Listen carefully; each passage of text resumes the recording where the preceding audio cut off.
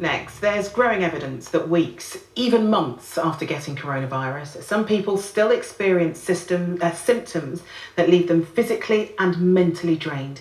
New research by the British Medical Association shared with ITV News shows that over the past 2 weeks, almost a third of doctors have seen or treated patients believed to have long-term COVID-19 complications. Of these, almost 80% complained of chronic fatigue, almost half said they were experiencing muscle weakness, and more than 2/5 had difficulty concentrating. Overall, around 1 in 10 COVID patients are thought to suffer long-term symptoms. With more details, here's our health editor, Emily Morgan. My chest feels like someone's sitting on it. I start having to live hour to hour. It just feels like my lungs are on fire. Back in A&E. Ordinary people now living extraordinarily difficult lives. They're not looking for pity, but answers that nobody has. All have long COVID, the debilitating illness still crippling their bodies long after coronavirus has gone. My heart rate can get up to 150, 160 really easily on walking. Karen Matthews had coronavirus in March. To this day, she still gets breathless and barely leaves her bedroom. When you look into the future, you kind of think, do I have to, sorry, I'm getting upset, do I have to actually look at how I live my life and radically change it? Is it this a temporary thing, or is this it? Is this me now?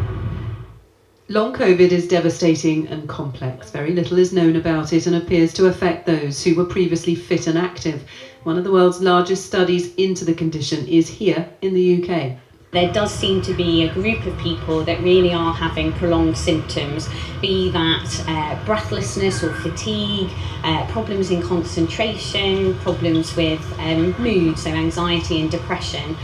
So that's really what we're trying to find out is which people are actually developing that and why. Jez wants to know why. He used to run multiple marathons, but since catching coronavirus has had to not only give up running, but work too. When suddenly a lot of the fabric of your life starts to decompose underneath you, it becomes very hard to hold on to the practices you had, the coping mechanisms you had. For me, running was a huge coping mechanism, and now I can't do that at all. And you wake up every day feeling terrible, and it's very difficult to keep your head above water. Such stories are made all the more desperate when you hear there are no specific treatments yet. We will need to use a variety of different approaches for individual patients. And we would expect people to get better, but it will take time. And we need to be patient and understand that patients themselves will need to recognise that it will vary from individual to individual.